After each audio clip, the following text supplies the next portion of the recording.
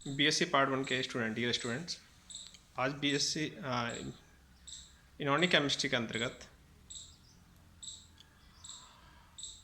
परमाणु संरचना चैप्टर में परमाणु कक्षक और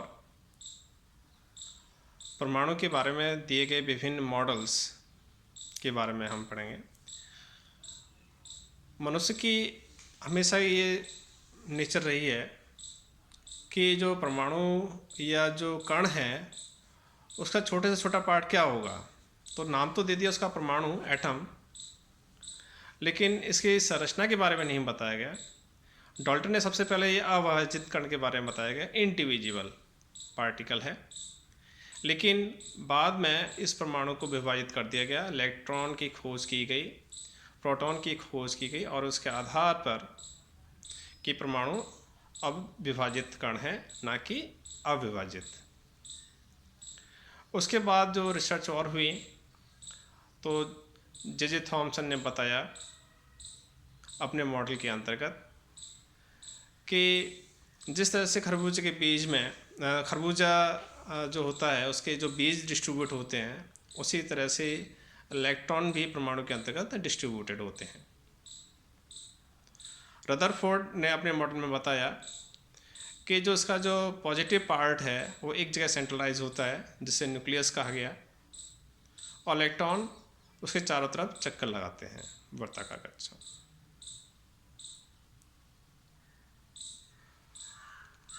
फिर उसके बाद बोहर मॉडल आया।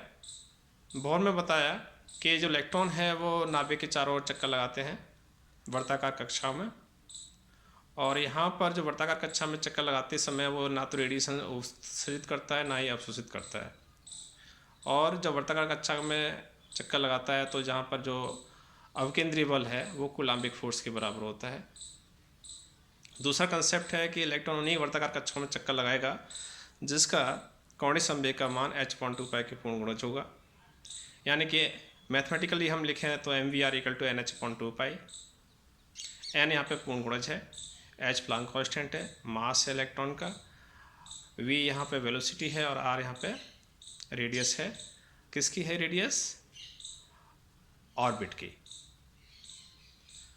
और तीसरा जो कंसेप्ट था बोर मॉडल का, इलेक्ट्रॉन जब जंप करता है एक कक्षा से दूसरी कक्षा में तो इलेक्ट्रॉन अपनी रेडिएशन उत्सर्जित करेगा या फिर अवशोषित करेगा, उसके कारण ही हमें स्पेक्ट्रा प्राप्त होते हैं।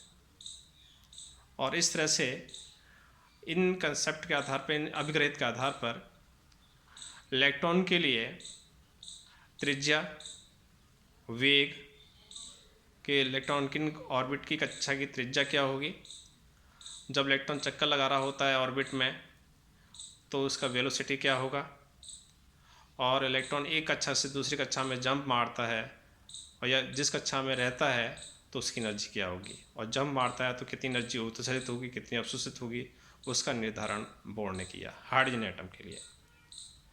लेकिन ये जो मॉडल है हाइड्रोजन एटम का, जो बोर मॉडल, वो हाइड्रोजन एटम के लिए सही बैठता है, सटीक आंसर मिलते हैं। लेकिन जब मल्टी इलेक्ट्रॉन सिस्टम हो जाते हैं जैसे कि हीलियम है, लिथियम है, बेरिलियम है, मल्टी इलेक्ट्रॉन सिस्टम के लिए इसके जो रिजल्ट होते हैं वो सही नहीं बैठते हैं।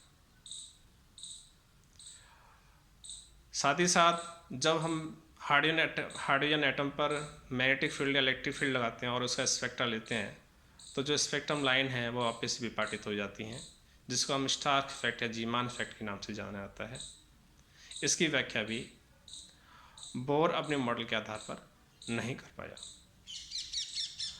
अतः साथ ही साथ उसमें रिसर्च हुई थी, चल रही थी, जैसे कि डी ब्रॉगलिंग ने बताया था कि इलेक्ट्रॉन जो होते हैं या स्मॉल पार्टिकल जो होते हैं वो डुअल नेचर रखते हैं, कण के रूप में तो होते ही हैं, साथ में ये वेव नेचर भी रखते हैं। इसी तरह से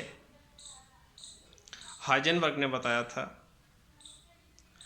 कि जो स्मॉल पार्टिकल हैं वेव के फॉर्म में प्रदर्शित करते हैं, रखते हैं, वेव नेचर भी रखते हैं, तो उनका हम साइमल्टेनियसली मोमेंटम और पोजीशन का निर्धारण एक साथ नहीं कर सकते, सटीक रूप से ज्ञात नहीं कर सकते। तो इस तरह से ये दो कंसेप्ट के आधार पर ये माना गया कि बोर मॉडल जो रिजल्ट हैं वो हार्डन के लिए तो ठीक है क्योंकि सिंगल इलेक्ट्रॉन है, लेकिन मल्टी इलेक्ट्रॉन के लिए यहाँ पर ये रिजल्ट सही नहीं बैठेंगे।